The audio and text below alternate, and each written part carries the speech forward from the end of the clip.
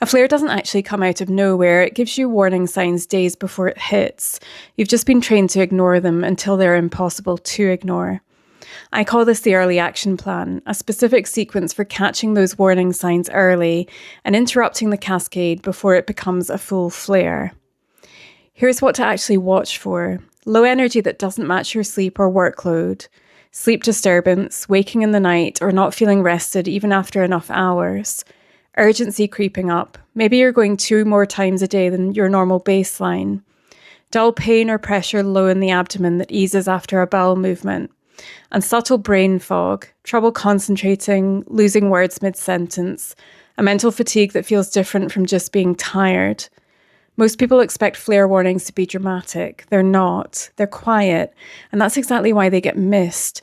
By the time the obvious symptoms show up, you're already deep into the cascade, instead of catching it at the start. The people who avoid the worst flares aren't the ones with the mildest IBD. They're the ones who catch day 1, not day 3. Here's the sequence once you notice any of these. Get morning light as early as possible. This is non-negotiable, not optional on the busy days.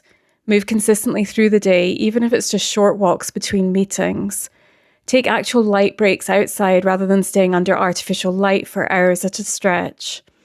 Keep your room properly dark at night and cut screen time before bed, because poor sleep is both an early warning sign and something that makes the cascade worse if you ignore it. Check that you're not magnesium deficient. It's one of the most common gaps I see sitting underneath this exact pattern. And actively work on regulating your stress response, rather than waiting for the stress itself to resolve on its own.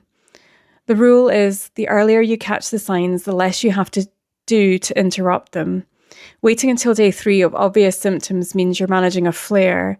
Catching it on day 1 of low energy and disrupted sleep means you're often preventing one entirely. The move tonight before bed, ask yourself honestly, energy, sleep, urgency, abdominal pressure, brain fog, any of the 5 showing up right now? If yes, that's your cue to start the sequence tomorrow morning, not wait and see what happens. Drop early in the comments below and I'll walk you through which of the 5 to prioritise first, based on what you're actually noticing.